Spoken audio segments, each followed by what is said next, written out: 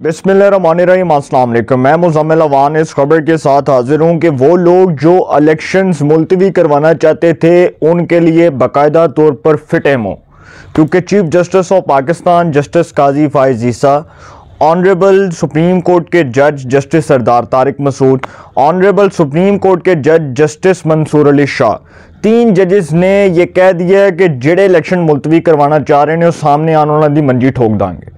Sir दरअसल वो लोग जो अभी तक ये ख़बरें फैला रहे थे और अभी तक ये रूमर्स सर्कुलेट कर रहे थे, अभी तक ये ख़बरें स्प्रेड हो रही थी कि जी इलेक्शंस मुलतवी हो जाएंगे, इलेक्शंस नहीं होंगे, इलेक्शंस टाइम पर नहीं होंगे, तो सुप्रीम कोर्ट ऑफ पाकिस्तान मोअज़्ज़ज़ अदालत ने इलेक्शन कमीशन को खुद कह दिया कि आपने किसी किस्म की कोई टेंशन नहीं लेनी, कोई आपको प्रॉब्लम नहीं है। आपको कह दिया गया है, आपको पहले भी कहा गया था कि सदर मुमलिकत के साथ इलेक्शंस की तारीख पर इत्तफाक करें और इलेक्शंस करवाएं।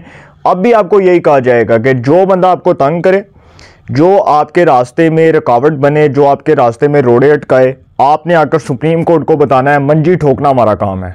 सर जस्टिस काजी फाइज ईसा के होते हुए अगर कोई ये समझता है कि इलेक्शंस डिले हो जाएंगे, कोई ये समझता है कि 3 रुकनी बेंच बन जाएगा, कोई ये समझता है कि जी कोई लाडला प्लस बन जाएगा, कोई ये समझता है कि जी वो डंडी मार दी जाएगी, फैसले जो हैं आइन और कानून से हटकर आएंगे, और अगर कोई ये समझता है कि वही बंदयाल की तरह की, बंदयाल के तर्ज पर साकब निसार, आसफ सईद खोसा, गुलजार के तर्ज पर अदालतें चलेंगी, तो उनके लिए बाकायदा तौर पर फिट एम हो। मेरी तरफ से फिट एम हो। मैं फिर यही बात करूँगा, इसलिए करूँगा कि सर इन लोगों ने अदालतों को पॉलिटिसाइज करने की कोशिश की।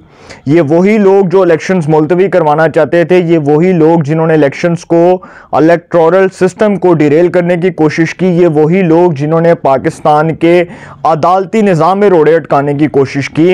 इनकी मंजी ठोकनी है chief justice of Pakistan justice Qazi Faez Isa साहब ने। और आपको एक और ख़बर दूं कि लाहौर हाई कोर्ट के जज बहुत इंटेग्रिटी वाले जज हैं और बड़े ऑनरेबल जज हैं, जस्टिस अली बाकर नजफी। ये मामला देखें ख़राब कहाँ से हुआ, इसको समझने की ज़रूरत है। लाहौर हाई कोर्ट के जो जज हैं जस्टिस अली बाकर नजफी, उन्होंने इमरान खान के additional general secretary Umair Niazi उनकी पिटिशन पर जो स्टे किया था और कहा था कि जी जो DROs हैं और ROs हैं वो हमें कबूल नहीं है, तो इलेक्शन ECP जो है वो सिस्टम, ECP के सिस्टम को रोक दिया गया और इलेक्शन कमीशन ने कहा कि जी ठीक है, चूँकि वो पिटिशन लाहौर हाई कोर्ट में गई थी और ये फैसला आ चुका था और ये इस बात पर इत्तफाक राय हो चुका था जब attorney general of Pakistan Mansoor Awan सदर मुमलिकत से मिले chief election commissioner Sikandar Sultan Raja, वो गए मिलने, चीफ इलेक्शन कमिश्नर मिलने गए सदर मुमलिकत से, तो इलेक्शंस की तारीख पर इत्तफाक हो गया। लेकिन उसके बाद जो PTI के additional general secretary Umair Niazi, जो उनके वकील भी हैं, वो जी जाते हैं लाहौर हाई कोर्ट में और जाकर पिटिशन दायर कर देते हैं और लाहौर हाई कोर्ट का जो सिंगल बेंच है वो ये फैसला दे देता है कि जो DROs हैं और ROs हैं ये हमें कबूल नहीं है। अब इससे एक इबहाम खड़ा हो जाता है और लगता है कि जी शायद इलेक्शंस नहीं होंगे, और शायद लगता है कि जी अब इलेक्शंस जो हैं वो मुलतवी हो गए और इलेक्टोरल सिस्टम जो है वो डिरेल हो गया। अब लगता है कि जी वो जो 8 फरवरी को जो इलेक्शंस होने थे वो लगता है अब नहीं हो सकते। तो उसके बाद क्या होता है कि इलेक्शन कमीशन को रोक दिया जाता है। इलेक्शन कमीशन ऑफ पाकिस्तान की chief election commissioner Sikandar Sultan Raja वो जाते हैं chief justice of Pakistan justice Qazi Faez Isa साहब के पास, उनसे मुलाकात करते हैं। सुप्रीम कोर्ट ऑफ पाकिस्तान का जो 3 रुकनी बेंच है, 3 ऑनरेबल जजेस चीफ जस्टिस की सरबराही में इस केस की समाअत करते हैं। इस पर चीफ जस्टिस ऑफ पाकिस्तान रात को बैठ जाते हैं। उसी दिन जस्टिस शौकत अजीज सदीकी साहब जो हैं उनके भी केस की हियरिंग हुई सुबह, और रात को जो है चीफ जस्टिस ने ये केस जो है वो सुना। चीफ जस्टिस जो हैं वो रात को हुक्मनामा लिखवा रहे होते हैं और हुक्मनामे में एक बड़ी इंपॉर्टेंट बात करते हैं कि लाहौर हाई कोर्ट जो है वो कहते हैं कि लाहौर हाई कोर्ट ने अपनी हदूद से तजावुज़ किया। उन्होंने कहा कि जो सिंगल बेंच का फैसला है वो बादियुन नज़र में गलत है, वो डिस इंफॉर्मेशन फैलाने के ज़ुमरे में आता है, और एक जो जज साहब हैं जिन्होंने ये फैसला दिया उससे पूरा इलेक्टोरल सिस्टम डिरेल हो सकता है। लाहौर हाई कोर्ट का जो फैसला है इस हवाले से सुप्रीम कोर्ट जो है वो कहती है कि जी जो उमैर न्याजी थे जिन्होंने इस पूरे अमल में रुकावट डालने की कोशिश की, उनको तौहीन अदालत का नोटिस जारी किया जाए, उनको अदालत तलब किया जाए। जस्टिस अली बाकर नजफी, जो मैं फिर बहुत इज़्ज़त और बड़े एहतराम के साथ कह रहा हूँ, बहुत ऑनरेबल जज हैं, उनके वाले से चीफ जस्टिस ऑफ पाकिस्तान जो हैं वो अब जो बात उन्होंने की है उसके ऊपर मैं ज़्यादा बात नहीं करूँगा, क्योंकि वो यही कहते हैं चीफ जस्टिस के जो लाहौर हाई कोर्ट है उसने इंतखाबी अमल जो है उसको डिरेल किया। ये सिंगल बेंच के जज का मिसकॉन्डक्ट है जिसमें हदूद से तजावुज़ किया गया। अब देखें, जब सुप्रीम कोर्ट जो है आइन का जो आर्टिकल है 189 वो पाबंद करता है कि सुप्रीम कोर्ट के ऑर्डर्स के पाबंद हैं तमाम अदालतें, तमाम जो सूबाई कोर्ट्स हैं वो सुप्रीम कोर्ट के ऑर्डर की पाबंद हैं। आइन का आर्टिकल 189 जो है उसमें ये बात वाज़े तौर पर लिख दी गई है कि तमाम जो सूबों की हाई कोर्ट्स हैं उसको जो डायरेक्शंस सुप्रीम कोर्ट ऑफ पाकिस्तान मोअज़्ज़ज़ अदालत देगी वो उसकी पाबंद है।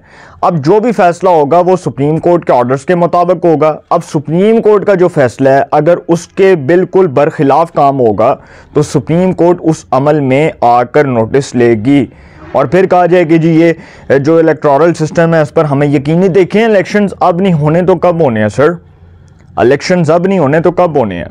आपका अगस्त में आपकी असेंबलीज डिज़ोल्व हुई, अगस्त के बाद सितंबर, अक्टूबर, नवंबर, उसके बाद आपका 3 महीने 4 महीने तो ये गए, ठीक है, जनवरी भी गया आपका। अभी भी अगर आप कहें कि इलेक्शंस नहीं होने तो फिर इलेक्शंस कब होने हैं? आप क्या इतना लंबा इस मुल्क को केयर टेकर्स से चलवा सकते हैं? निगरानों के ज़रिए आप इस मुल्क में हुकूमत कर सकते हैं? आपने इस मुल्क में क्या नया तजर्बा करना है कि जी निगरानों को बिठा कर ही आप हुकूमत करें?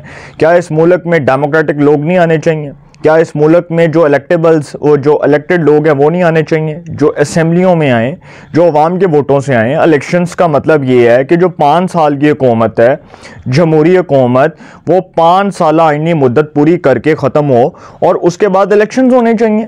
ये तो नहीं हो सकता कि जी इलेक्शंस नहीं होंगे। अब इलेक्शंस को डिरेल कौन करना चाह रहा है? इलेक्शंस को मुलतवी कौन करवाना चाह रहा है? असल पॉइंट ये है कि जो उमैर न्याजी जो पीटीआई का एडिशनल जनरल सेक्रेटरी था जिसने लाहौर हाई कोर्ट में दरख्वास्त दी थी, उसको chief justice of Pakistan justice Qazi Faez Isa ने तौहीन अदालत का नोटिस जारी करने का कह दिया कि इसको तौहीन अदालत का नोटिस जारी किया जाए। और जो खातून जब चीफ जस्टिस हुक्मनामा लिखवा रहे थे, अटर्नी जनरल मंसूर अवान खड़े हुए थे, तो वो खातून आती है पीटीआई की वकील और आकर वो रोला डालने की कोशिश करती है, तो चीफ जस्टिस उसको कहते हैं, खबरदार करते हैं कि आइंदा के बाद ये हरकत नहीं करनी, अगर की तो आपको कंटेम्प्ट ऑफ कोर्ट का नोटिस मिलेगा, कंटेम्प्ट ऑफ कोर्ट का नोटिस इशू होगा, आप पूरे अमल के अंदर मुदाखलत कर रही हैं, ये कोई तरीका नहीं है, नेक्स्ट टाइम से इस तरह नहीं किया। या आप पहली बार अदालत में आई हैं क्या? पहली बार आप वकालत कर रही हैं क्या? पहली बार आपका तजर्बा था? तो सर ये वो लोग थे जिन्होंने इलेक्शंस को मुलतवी करवाने की कोशिश की। सुप्रीम कोर्ट एक ऑनरेबल कोर्ट है, सुप्रीम कोर्ट एक मोअज़्ज़ज़ अदालत है, सुप्रीम कोर्ट का फैसला आइन और कानून के मुताबिक हुआ है। अब वो ये कोई कहता है कि वो बंदियाल के तर्ज पर अदालतें चलाना चाहता है, साकब निसार के तौर पर अदालतें चलाना चाहता है, गुलजार और खोसा के तौर पर अदालतें चलाना चाहता है, तो सर फिर तारीख़ भरी पड़ी है। तारीख़ ने जस्टिस नसीम हसन शाह को माफ़ नहीं किया, मौलवी मुश्ताक को माफ़ नहीं किया, जस्टिस मुनीर को माफ़ नहीं किया, तो तारीख़ फिर उन लोगों को भी माफ़ नहीं करेगी जिन्होंने अदालतों को मजाक बनाया और अदालती फ़ैसलों की धज्जियाँ उड़ाईं। तारीख़ ने उन लोगों को माफ़ नहीं करना जो सारा सारा दिन बैठकर लोगों के बारे में, मैं फिर यही बात करूंगा, सारा सारा दिन वो ये बातें करते थे कि आप तो बड़े पॉपुलर हैं, आपको तो देखकर बड़ी खुशी हुई। तारीख़ ने सर उन लोगों को माफ़ नहीं करना क्योंकि उनके दौर में जो अदालतों में कायम मुकदमात थे, हाँ हज़ारों नहीं लाखों की तादाद में कायम मुकदमात, वो आज भी पेंडिंग पड़े हुए हैं। वो जस्टिस काजी फाइज ईसा ने आकर एक मिसाल कायम की है कि यार हम पैसे लेते हैं अवाम के टैक्स के पैसों के, हम यहाँ पर टाइम नहीं वेस्ट करने आए कौम का, हमने जो तनख्वाह लेनी है उस तनख्वाह को हमने दिखाना है कि हमने उसका हक भी अदा किया। हमने मुंह उठा के सिर्फ तनख्वाह नहीं लेनी, हमने काम भी करना है। रात लग जाए, दिन हो, रात हो, जो मर्जी टाइम हो, काम होना है, काम नहीं रुकना। तो सर दरअसल जस्टिस काजी फाइज ईसा पाकिस्तान में आइन और कानून के लिए एक ज़िंदा मिसाल बन चुके हैं, बहुत ऑनरेबल जज हैं। मैं उम्मीद करता हूँ और मुझे इस बात पर पूरा यकीन है कि इंशाल्लाह आगे भी अल्लाह के फजल से आइन और कानून के मुताबिक फैसले होंगे और जो इलेक्शंस मुलतवी करवाना चाहते हैं उनकी मंजी ऐसी ठुकती रहेगी जैसे उस दिन अदालत में ठुकी है। अपनी राय का कमेंट्स में ज़रूर इज़हार कीजिएगा। इंशाल्लाह नए सेगमेंट के साथ फिर मुलाकात होगी। अपना बहुत ख्याल रखिएगा। आला निगहबान।